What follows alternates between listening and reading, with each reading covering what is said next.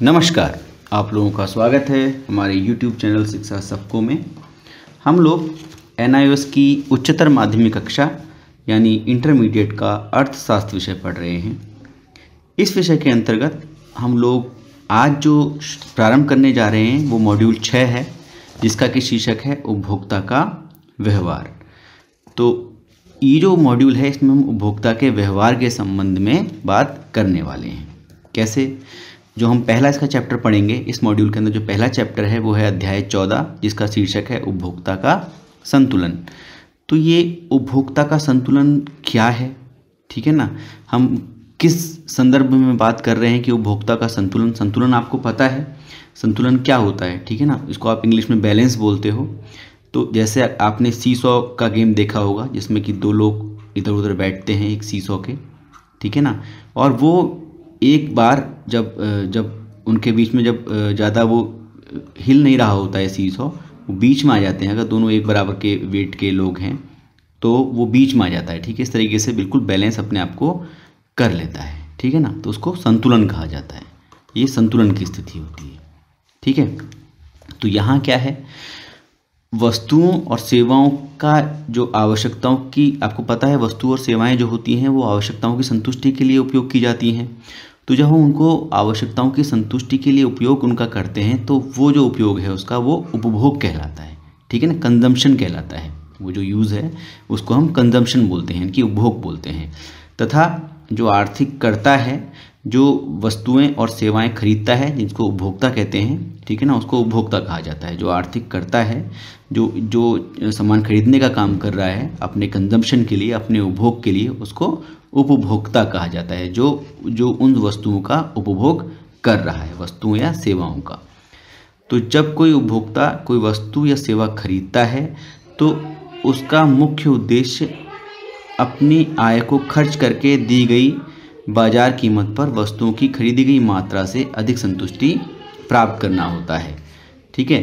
तो जब भी कोई उपभोक्ता, जब आप हो गए या मैं हो गया, जब भी हम कोई सामान खरीदते हैं या कोई सेवा प्राप्त करते हैं तो हम चाहते हैं कि जो हम पैसा खर्च कर रहे हैं, ठीक है ना, जो अपनी आय हम खर्च कर रहे हैं, तो जो आय को खर्च करके जो बाजार कीमत हमने वस्तुओं की दी है या सेवाओं की दी है, वो और जो मात्रा हमको उसके एवज में मिली है, उसके बदले में जो मात्रा मिली है, ठीक है ना, हम मान लीजिए 10 रुपये का एक नोट देके एक बिस्कुट का पैकेट खरीदा है, ठीक है ना।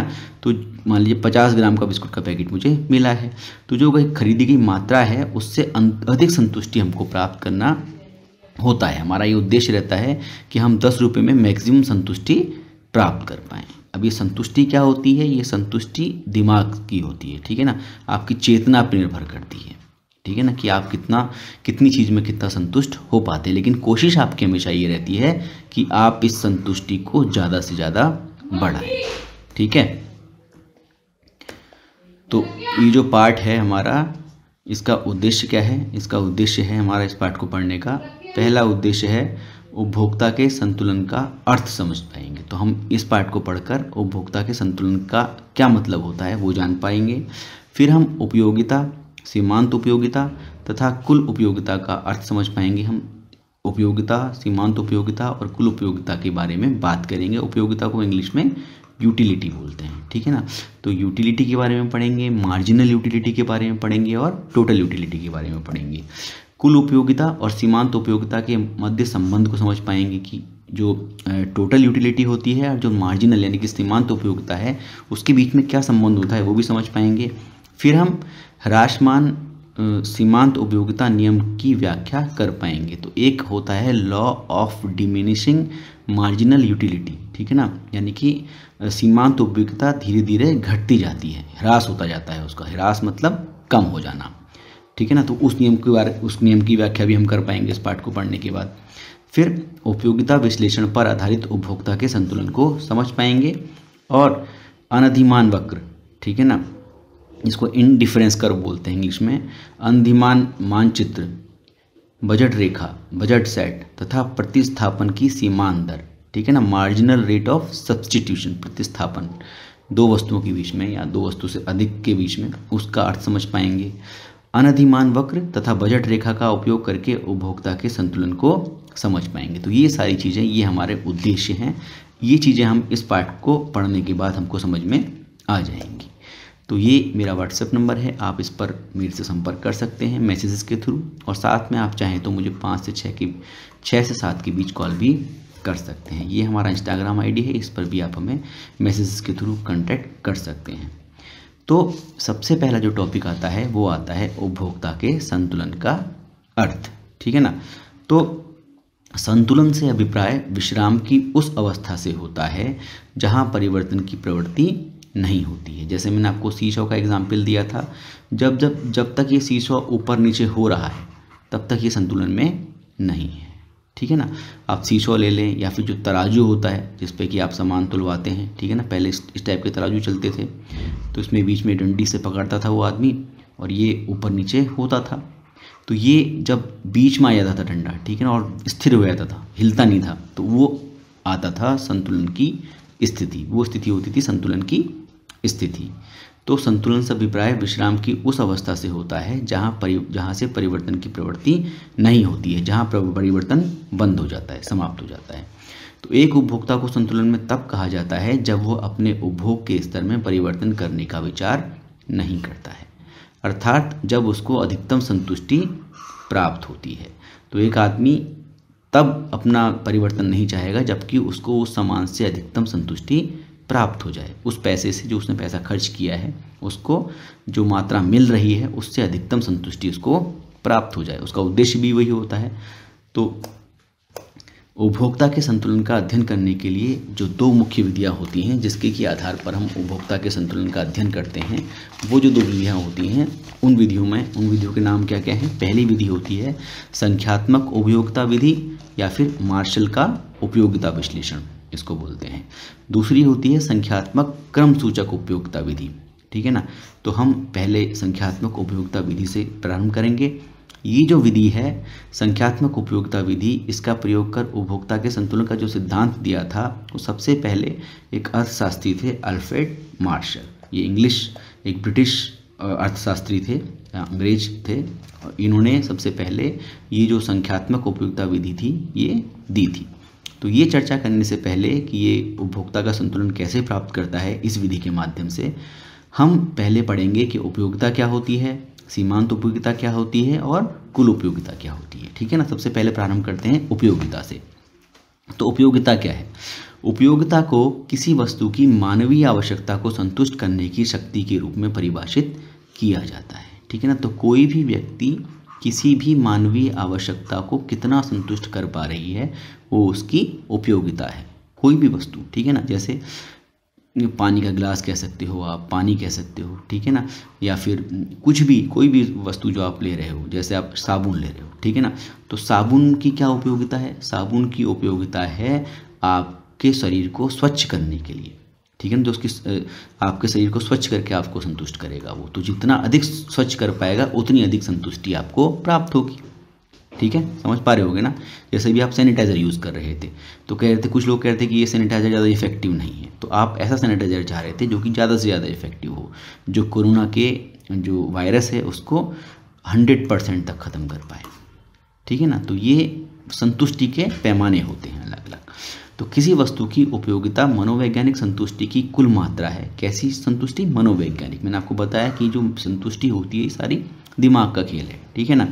तो जो उपयोगिता होती है वो मनोवैज्ञानिक संतुष्टि की कुल मात्रा है जो एक व्यक्ति किसी वस्तु अथवा सेवा के उपभोग से प्राप्त करता है। तो जितनी उसको संतुष्टि मिलती है वही उसकी उपयोगिता कहलाती है, ठीक है ना। तो जो उपयोगिता है वो चेतना संबंधी होती है। मैंने आपको बताया था ये दिमाग से संबंधित है। प्रत्येक व्यक्ति के लिए ये भिन्न भिन्न होती है क्योंकि हर दूसरे आदमी का दिमाग अलग तरीके से काम करता है। बहुत सारे लोग एक जैसा नहीं सोचते हैं, इसलिए ये चेतना संबंधी होती है और प्रत्येक व्यक्ति के लिए अलग अलग होती है तथा परिमाणात्मक रूप में नहीं नापी जा सकती, ठीक है। तो उसको परिमाण के रूप में नापना मुश्किल होता है, लेकिन अब क्योंकि हमको नापना है किसी न किसी तरीके से, तभी हम वस्तु में भिन्नता कर पाएंगे। तो सुविधा की दृष्टि से इसे यूटिल से नापा जाता है। तो जिसका मात्रक होता है वो यूटिल होता है। यूटिलिटी इसको इंग्लिश में बोलते हैं, मैंने आपको बताया था। तो यूटिलिटी में से आप केवल यूटिल ले लेंगे तो वो इसका मात्रक होता है, ठीक है ना। इस तरीके से आप याद रख सकते हैं।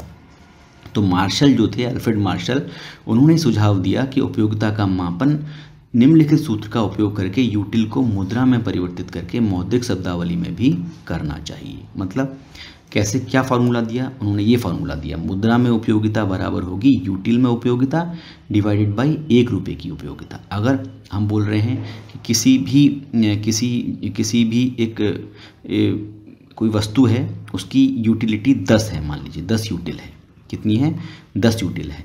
तो अगर हम मुद्रा में इसकी यूटिलिटी नापना चाहें, इसकी जो मुद्रा में अगर उपयोगिता नापना चाहें, तो हमें क्या करना पड़ेगा? यूटिल में उपयोगिता कितनी है? 10, जैसे मैंने आपको बताया, और उसका मान लीजिए जो उसकी 1 रुपये की उपयोगिता है, ठीक है ना, अगर 1 रुपये खर्च करने पे हमको कितनी संतुष्टि मिलती है? अगर वो 2 है मान लीजिए, ठीक है ना, तो अगर वो 2 है तो इसकी यूटिलिटी कितनी हो गई? 1 रुपये की उपयोगिता है 2, और हमारी जो वस्तु है उसकी यूटिलिटी थी 10 यूटिल, तो ये कुल मिला के आ जाएगी 5। तो यहाँ पे आ जाएगी जो उसकी उपयोगिता है वो कितनी हो गई? 5 रुपये। यहाँ उपयोगिता आ गई रुपये में। हमें मुद्रा में उपयोगिता निकालनी थी, ठीक है ना। मुद्रा, रुपया एक मुद्रा है, हमारी मुद्रा जिसको हम यूज़ करते हैं इंडिया में। तो उसमें अगर निकालना है तो हमें यूटिल में उपयोगिता को 1 रुपये की उपयोगिता से भाग देना पड़ेगा। तो हम ये मान रहे हैं कि 1 रुपये की जो हमारे लिए उपयोगिता है वो है 2 यूटिल, और जो ये हमने सामान खरीदा है ये है 10 यूटिल का। इसको हम 10 यूटिल बोल रहे हैं, तो हम कुल मिलाकर अगर उसकी मुद्रा में उपयोगिता निकालें तो ये 5 रुपये इसकी उपयोगिता आती है, ठीक है ना। तो ये बात हो गई उपयोगिता की खाली। अब बात आती है सीमांत उपयोगिता की। तो सीमांत उपयोगिता क्या होती है?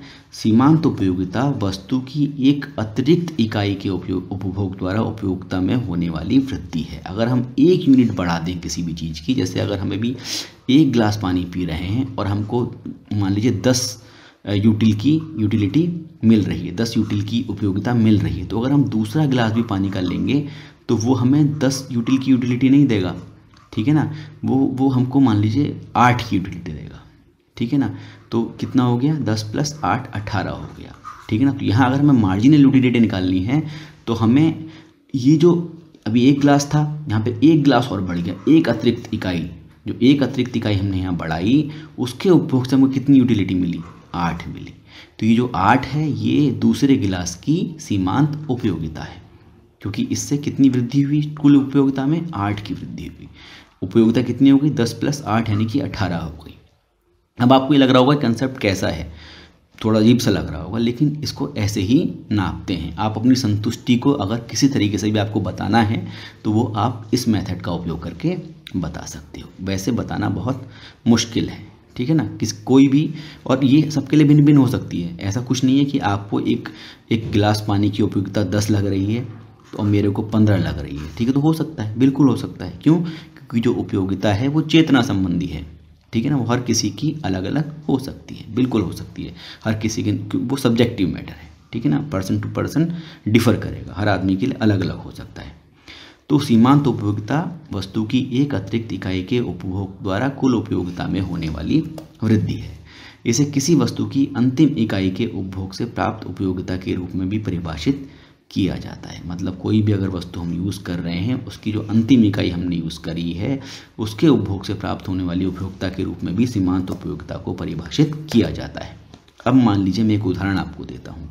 ये आपको संतरा दिख रहा है, ठीक है ना। तो मान लीजिए इस संतरे की उपयोगिता, मेरी नज़र, मैं सिर्फ अपना एग्जाम्पल दे रहा हूँ, ठीक है ना, मेरे लिए इस संतरे की उपयोगिता है 10 यूटिल, ठीक है ना। तो मैं एक संतरे का उपभोग करके 10 यूटिल की जो संतुष्टि है या उपयोगिता है वो प्राप्त करता हूँ। वहीं अगर मैं इस संतरे के साथ साथ एक संतरा और ले लूँ तो मेरी जो कुल यूटिलिटी हो जाती है वो 18 हो जाती है, ठीक है ना। तो इसका मतलब क्या है? इसका मतलब है कि जो दूसरा जो संतरा मैंने ऐड किया, पहले से तो मुझे 10 यूटिल की यूटिलिटी मिल रही थी, मैंने जो दूसरा संतरा ऐड किया है उससे मुझे 8 की मिल रही है, क्योंकि 10 और 8 मिलकर ही 18 हो पाएंगे, ठीक है ना। तो पहले से मुझे मिली 10, दूसरे से मुझे मिली 8, तो कुल मिला के हो गई 18। तो दूसरा जो ये संतरा है, जो सेकंड संतरा है, इसकी जो सीमांत उपयोगिता हो गई वो कितनी हो गई? 8 हो गई, ठीक है ना। इसकी सीमांत उपयोगिता हो गई 8। अब इसी एग्जाम्पल को मैं अगर आगे बढ़ाऊँ, मैं कहूँ मैं 3 संतरे खाता हूँ और मुझे कुल मिला के यूटिलिटी मिलती है 24 यूटिल की। तो अब मैं पूछूँ आपसे कि जो तीसरा संतरा जो मैंने ऐड किया, अभी अंतिम इकाई जो ऐड करी, इससे मुझे कितनी यूटिलिटी मिली? वही सीमांत उपयोगिता होगी। तो कैसे निकलेगा, आपको पता है पहले वाले से आपको 10 मिल रही थी, दूसरे वाले से आपको 8 मिल रही थी, 10 और 8 18, तो तीसरे वाले से कितनी मिलेगी जो 24 बनेंगे, 6 मिलेगी। ठीक है ना, तो 6 इसकी यूटिलिटी हो गई। कौन सी यूटिलिटी, सीमांत उपयोगिता। ठीक है, तो ये हो गई सीमांत उपयोगिता। और ये जो 24 है, ये जो 18 है, ये क्या हुई पता है, ये हुई कुल उपयोगिता। ये क्या हुई, कुल उपयोगिता। जो सारी वस्तुओं का यूज़ करने से जो आपको कुल टोटल जो उपयोगिता मिल रही है वो होती है कुल उपयोगिता, जिसको हम अभी आगे पढ़ेंगे। तो सीमांत उपयोगिता जो होती है, सीमांत उपयोगिता की गणना आप इस सूत्र द्वारा कर सकते हैं। कौन सा सूत्र है, MUN equal to TUN minus TUN minus 1। ठीक है ना, तो इसका मतलब क्या है, मार्जिनल यूटिलिटी n के लिए, n वस्तु के लिए जो nth जो वस्तु आपने ली है, ठीक है ना, वस्तु की nवीं जो इकाई आपने ली है उसकी सीमांत उपयोगिता। जैसे अगर मैं कहूँ तीसरा संतरा मैंने जब ऐड किया था तो वो हो जाएगी MU3 तीसरे संतरे के लिए। ठीक है ना, वो कितनी हो जाएगी, टोटल यूटिलिटी एट 3, जो n इकाइयों की कुल उपयोगिता है, मतलब 3 संतरों की कुल उपयोगिता माइनस n-1 इकाइयों की कुल उपयोगिता, मतलब TUN माइनस 1, 3 माइनस 1, T हो जाएगा 2, यानी कि ये हो जाएगा क्या, marginal utility of third orange, वो हो जाएगी टोटल यूटिलिटी यानी कि कुल उपयोगिता कितनी, 3 संतरों की, वो थी 24 माइनस टोटल यूटिलिटी ऑफ 2, ये 3 माइनस 1 जब आप करोगे n-1 यानी कि 3 माइनस 1 करोगे तो 2 आएगा। तो टोटल यूटिलिटी एट 2 ऑरेंजेस। ठीक है ना, तो वो कितनी थी, वो थी 18। 2 संतरे से मुझे 18 की यूटिलिटी मिल रही थी, 18 यूटिलिटी मिल रही थी। तो ये हो जाएगा कितना, 24 माइनस 18 यानी कि 6। तो मार्जिनल यूटिलिटी जो तीसरे संतरे की आई वो कितनी आई, 6, जो कि मैंने आपको पीछे एग्जाम्पल में दिखाया भी था कि 6 आ रही थी। ठीक है ना, तो वही एग्जाम्पल मैंने आपको यहाँ पर बता दिया। ठीक है, तो समझ गए होगे आप। नहीं समझते हो, कुछ भी कहीं दिक्कत होती है तो आप मुझसे पूछ सकते हो। अगला टॉपिक है कुल उपयोगिता। कुल उपयोगिता मैंने आपको पीछे बताया था, कुल उपयोगिता किसी वस्तु की सभी संभव इकाइयों से के उपभोग से प्राप्त होने वाली कुल संतुष्टि होती है। ठीक है ना, तो ये क्या है, कुल उपयोगिता एक वस्तु की विभिन्न इकाइयों के उपभोग से प्राप्त सीमांत उपयोगिताओं को जोड़कर प्राप्त की जा सकती है। जैसे मैंने कहा था, पहले संतरे की उपयोगिता थी 10, दूसरे संतरे की उपयोगिता थी 8 और तीसरे संतरे की उपयोगिता आई थी 6। तो कुल मिला के यूटिलिटी कितनी हो गई, 24। तो कुल उपयोगिता आ गई 24। ठीक है ना, तो इसका जो फॉर्मूला होता है कुल उपयोगिता की गणना करने का, वो इस तरीके से होता है, टोटल यूटिलिटी ऑफ nth, ठीक है ना, n जो पद हैं या n जो वस्तुएं हैं, n इकाइयां हैं, उनकी कुल उपयोगिता बराबर हो जाएगी marginal utility of first one, पहले की मार्जिनल यूटिलिटी प्लस दूसरे की मार्जिनल यूटिलिटी, फिर तीसरे की, ऐसे ही nth तक की। ठीक है ना, तो इन सब की अगर मार्जिनल यूटिलिटीज़ को आप जोड़ दोगे तो वो बन जाएगी टोटल यूटिलिटी। ठीक है ना, तो टोटल यूटिलिटी को आप ऐसे भी ले सकते हो, total utility at n is equal to sigma MU, मतलब जितने भी, सिग्मा का मतलब होता है कुल, टोटल को बोलते हैं सिग्मा। तो कुल योग MU का मतलब मार्जिनल यूटिलिटीज़ का टोटल जो सम होता है उसको टोटल यूटिलिटी बोलते हैं। ठीक है ना, तो यहाँ पे भी आप देख सकते हैं TUN जो है वो n इकाइयों से कुल उपयोगिता है, MU1, MU2, MU3 से लेके MUN तक पहली, दूसरी, तीसरी तथा nवीं इकाई से सीमांत उपयोगिता जो प्राप्त हो रही है वो MU, MU, M2 ये सारी हैं। ठीक है ना, तो सारी सीमांत उपयोगिताओं को अगर आप जोड़ दोगे तो वो कहलाएगी टोटल यूटिलिटी। ठीक है, तो कुल, अब हम अगला टॉपिक शुरू कर रहे हैं जो कि है कुल उपयोगिता और सीमांत उपयोगिता में संबंध। तो ये जो संबंध है इसको मैं आपको एक टेबल के माध्यम से समझाऊंगा। उस टेबल में आपको मैं जो संतरे का एग्जाम्पल था वही लूँगा, ये सेम आपकी किताब में भी दे रखा है। तो उपयोग किए गए संतरों की संख्या, सबसे पहले मैं जब कोई भी संतरा यूज़ नहीं करता हूँ तो मुझे कुछ भी यूटिलिटी नहीं मिलती है, तो मुझे जो कुल उपयोगिता है मेरी शून्य रहती है। जब मैं पहला संतरा यूज़ करता हूँ तो मेरी जो सीमांत उपयोगिता होती है वो है 10। जब मैंने एक संतरा लिया तो मैंने बताया था आपको 10 यूटिलिटी होती है, तो कुल यूटिलिटी बन जाएगी 0 प्लस 10, तो होगी कितनी, 0 में आप 10, इस 0 में आप इस 10 को जोड़ दोगे तो आ जाएगी टोटल 10। अगली जो दूसरा आपने संतरा खाया उससे जो संतरा आपको मिला उससे आपको यूटिलिटी मिल रही है 8 की, तो अब जो अगली टोटल बन जाएगी वो बन जाएगी 10 प्लस 8, ये जो दोनों जुड़ जाएंगे ये आ जाएगा टोटल 18। ऐसे ही जब तीसरा संतरा आप खाने जा रहे हो, तीसरा संतरा आपने 3 संतरे खाए तो आपको मिल रही है 6, जो तीसरे संतरे से जो सीमांत उपयोगिता है वो है 6। तो अब कितना हो जाएगा 10 + 8 + 6 यानी कि 24। ठीक है, ऐसे ही चौथे पे आपको 2 मिल रही है तो आपकी यूटिलिटी मिल जाएगी टोटल 26। ऐसे ही 5वें पे जब आप पहुंचोगे तो आपको ये धीरे धीरे कम हो रहा है ना, सीमांत उपयोगिता कम होती जा रही है, तो 5वीं पे आके हो जाएगी 0, तो आपकी कुल उपयोगिता हो जाएगी 26। जब आप छठे संतरे पे पहुंचोगे शायद आप नहीं खा पाओगे, ठीक है ना, तो उससे आपको निगेटिव एक यूटिलिटी मिलेगी माइनस। अब आपकी यूटिलिटी यहाँ आके क्या हुई, यहाँ तो प्लस में थी, पॉजिटिव थी, यहाँ आते आते वो 0 हो गई और नीचे आके वो नेगेटिव हो गई। ठीक है ना, यहाँ यही क्या है, इसी को बोलते हैं सीमांत उपयोगिता ह्रास का नियम। ठीक है ना, समझ गए। अभी आप पढ़ोगे उसको बोलते हैं diminishing law of diminishing marginal utility. ठीक है ना, तो ये निगेटिव हो गई। तो अब आपको जो टोटल जो उपयोगिता मिलेगी वो मिलेगी 26 - 2 यानी कि 24। ठीक है ना, तो कुल मिला के इस तरीके से आप देख रहे हो कि ये धीरे धीरे कम होता जा रहा है। तो अगर हम इसको कर्व के माध्यम से देखें, अगर इसको हम वक्र बनाएं तो क्या बनेगा आपका, ये आपकी किताब में इस तरीके से लिखा हुआ है, वो मैंने टेबल यहाँ दोबारा से आपको दिखा दी है। यहाँ तक तो ये पॉजिटिव थी, इन 4 तक वो धनात्मक थी, ये लिखा हुआ है यहाँ, ये पॉजिटिव है। ठीक है ना, तो कुल उपयोगिता यहाँ तक बढ़ती जाती है, यहाँ तक कुल उपयोगिता बढ़ रही है। ठीक है ना, फिर यहाँ पे हो जाती है ये 0, तो ये उपयोगिता यहाँ पर आपकी कुल उपयोगिता यहाँ पर अधिकतम है। जब सीमांत उपयोगिता 0 हो जाती है तब कुल उपयोगिता अधिकतम होती है। ठीक है ना, तो यहाँ पे आपकी सीमांत जब 0 हुई तो आपकी जो उपयोगिता है वो अधिकतम बनेगी। यहाँ पर सीमांत उपयोगिता आपकी 0 हो चुकी है। आगे आपकी जो सीमांत उपयोगिता ऋणात्मक होती है तो कुल उपयोगिता आपकी घट जाती है। पहले जो टोटल आपकी यूटिलिटी थी वो 26 थी, यहाँ आकर आपकी हो जाती है 24, तो यहाँ पे आप नेगेटिव में आ गए, कम होने लगी आपकी जो यूटिलिटी थी। ठीक है, इसको अगर हम वक्र के रूप में देखें, ग्राफ के रूप में देखें तो ये इस तरीके से दिखाई देगा।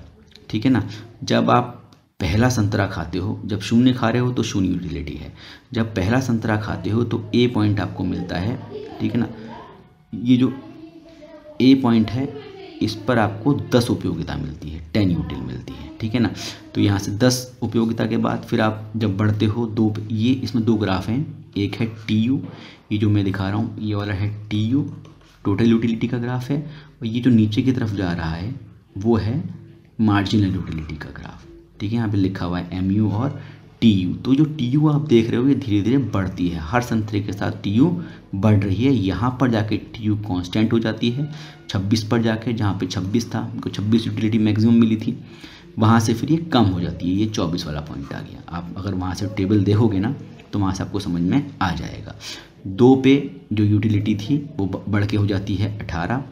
ठीक है ना, 2 पे करीब 18 थी, 3 पे वो पहुँचती है 24 पर, उसके बाद फिर वो 4 पे पहुँचती है वो 26 पर। ठीक है ना, और फिर 5 पर भी वो 26 ही रहती है। क्यों? क्योंकि वहाँ पर कुछ भी आपको मिलती नहीं, कोई भी यूटिलिटी नहीं मिलती, 0 होती है उस समय। ठीक है ना, मार्जिनल यूटिलिटी 0 होती है। वहाँ से फिर जब जैसे आप छठा संतरा आपको मिलता है तब आपकी यूटिलिटी कम होने जाती है।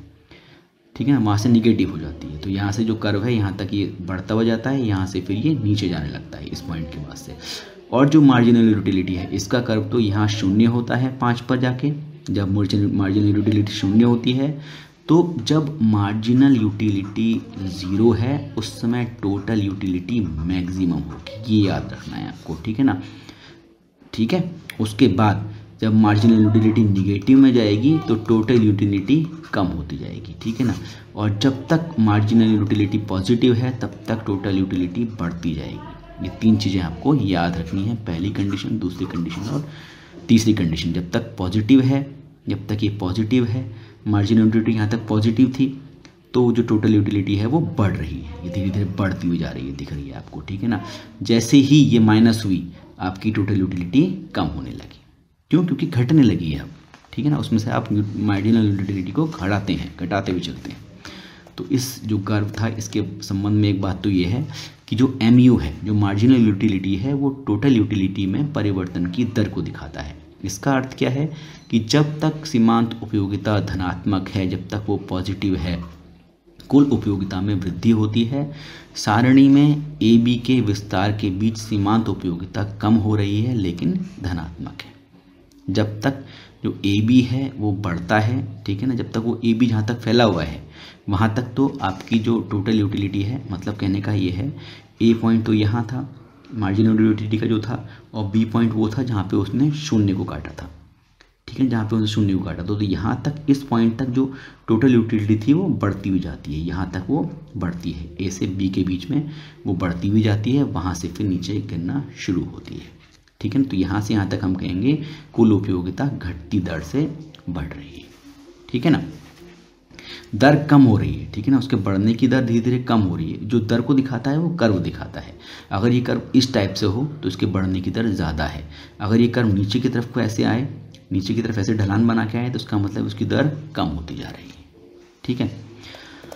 तो जब सीमांत उपयोगिता शून्य है तो कुल उपयोगिता अधिकतम है। मैंने आपको बताया था जब जो टोटल जब मार्जिनल यूटिलिटी आपकी ज़ीरो थी उस समय जो आपकी टोटल यूटिलिटी थी वो मैक्सिमम थी, अधिकतम थी, ठीक है ना। अगर आप देखोगे जहाँ पर यहाँ पर शून्य है मार्जिनल यूटिलिटी तो यहाँ पर आपकी टोटल यूटिलिटी सबसे ज़्यादा है, ठीक है ना। वो इसने बात बताई है। जब सीमांत उपयोगिता ऋणात्मक हो जाती है, जब मार्जिनल यूटिलिटी निगेटिव चली जाती है, जैसे यहाँ चली गई है 6 के बाद, तो कुल उपयोगिता कम होना आरंभ कर देती है, यहाँ से कुल उपयोगिता डाउन जाने लगी है। तो ये था कुल उपयोगिता और सीमांत उपयोगिता में संबंध। मुझे लगता है कि आपको समझ में आया होगा। इसी के पर ही आधारित है ह्रासमान सीमांत उपयोगिता का नियम। जब हम किसी वस्तु की अधिकाधिक इकाइयाँ प्राप्त कर लेते हैं तो उस वस्तु के लिए हमारी इच्छा की तीव्रता में कमी होने की प्रवृत्ति होती है। ये आपने अपने साथ भी देखा होगा। शुरू में जब तक आपको कोई चीज़ नहीं मिली होती है तब अगर उसकी आपको एक चीज़ मिल जाए तो आपको बहुत अच्छा लगता है, लेकिन अगर आपको उसकी और वस्तु की और चीज़ें मतलब और संख्या में मिलती जाएँ और इकाइयाँ आपको मिलती जाएँ तो आपकी जो धीरे धीरे जो खुशी है वो कम होती जाएगी, जो आपकी संतुष्टि है वो कम होती जाएगी और आपकी जो इच्छा है वो भी धीरे धीरे कम होती जाएगी उस वस्तु को लेके। तो ह्रासमान सीमांत उपयोगिता का नियम भी इसी बात की व्याख्या करता है। यही चीज़ हमने पीछे अभी देखी थी। इसके अनुसार जैसे जैसे किसी वस्तु की अधिकाधिक इकाइयों का उपभोग किया जाता है तो प्रत्येक अगली इकाई से मिलने वाली सीमांत उपयोगिता कम होती जाती है, ठीक है। जैसे अगर अभी आप प्यास लगी हुई है आपको, तो अगर 1 गिलास पानी आपको दे दें तो उससे आपको मान लीजिए 20 यूटिलिटी मिल रही है, 20 यूटिलिटी मिल रही है। वहीं अगर 1 गिलास और दे दें पानी का तो अब आपको यूटिलिटी मिल रही है 30, यानी कि जो अगला गिलास था उससे आपको कितनी यूटिलिटी मिली, 10 मिली। पहले से आपको 20 मिली थी, दूसरे से 10 और मिली तो आपको हो गई 30 यूटिलिटी टोटल। अगर आपको 1 गिलास और पानी का दे दें तो आपको अब भी 30 यूटिलिटी। क्यों? क्योंकि आपको केवल 1 ही गिलास तो पानी से आपकी प्यास बुझ जाएगी, दूसरे गिलास को भी आप पी लोगे किसी तरीके से, तीसरे गिलास की आपके लिए कोई उपयोगिता नहीं है। तो इसलिए यहाँ पर पहले की 20, दूसरे की 10, इसकी 0। तो यहाँ पर आपको उपयोगिता कितनी मिली? 0 मिली। अगर आपको 1 की जगह 4 गिलास दे दिए जाएं तो आप क्या सोचते हो? यहाँ पर आपको आके आपकी जो यूटिलिटी है वो ऋणात्मक हो जाएगी, माइनस हो जाएगी। अब आपको चाहिए ही नहीं, अब आपको थोड़ा सा गुस्सा आने लगेगा। तो आपकी जो यूटिलिटी है वो पहले से कम हो जाएगी। पहले से आपको 20 मिलेगी, दूसरे से 10 मिलेगी, तीसरे से 0, यहाँ आपको -2 मिल जाएगी मान लीजिए। तो आपकी टोटल यूटिलिटी हो जाएगी 28। तो यहाँ तक तो आपकी टोटल यूटिलिटी बढ़ी। ये है क्या? Total utility. यहाँ तक तो आपकी टोटल यूटिलिटी बढ़ी, यहाँ से आने के बाद नीचे को कम होने लगी, ठीक है ना। और यहाँ आपकी मार्जिनल यूटिलिटी हो गई थी 0। जब आपको तीसरा ग्लास दिया गया था तो उसकी यूटिलिटी कितनी थी? 0 थी। और यहाँ पर आपकी जो मार्जिनल यूटिलिटी हो गई वो हो गई नेगेटिव होने लगी, ठीक है ना, माइनस होने लगी, ऋणात्मक होने लगी। तो यही होता है ह्रासमान सीमांत उपयोगिता का नियम। तो कोई भी विवेकशील उपभोक्ता जो होगा, जो समझ सकता होगा, सही आदमी होगा, जो बुद्धिमान होगा, वो अतिरिक्त गिलास पानी का उपभोग नहीं करेगा और उसका शरीर अलाउ भी नहीं करेगा, ठीक है ना। वो कब उपभोग नहीं करेगा? जब उससे उसे डिसयूटिलिटी अथवा ऋणात्मक उपयोगिता मिलने लगे, उसके बाद उसको पानी के गिलास की इच्छा नहीं रहेगी। तो यही होता है ह्रासमान सीमांत उपयोगिता का नियम, ठीक है ना। अब इसकी आगे की चीज़ें हम अगले वीडियो में पढ़ेंगे कि इसकी क्या मान्यताएं होती हैं, फिर हम जानेंगे कि इसके अपवाद क्या होते हैं, कौन से इसके एक्सेप्शंस हैं, ठीक है ना। तो ये मेरा व्हाट्सएप नंबर है, इस पर आप मेरे से कांटेक्ट कर सकते हैं मैसेज के थ्रू। अगर कुछ भी आपको समझ में नहीं आता है पाठ से संबंधित तो आप बात कर सकते हैं। ये हमारा इंस्टाग्राम आईडी है, इस पर भी आप बात कर सकते हैं। आप लोगों से एक अनुरोध रहेगा कि आप लोग अपने जानने वाले ऐसे लोग जो किसी भी हिंदी माध्यम के बोर्ड से पढ़ रहे हों उनके साथ हमारे वीडियोज़ को और चैनल को ज़रूर शेयर कीजिएगा। धन्यवाद। Thank you.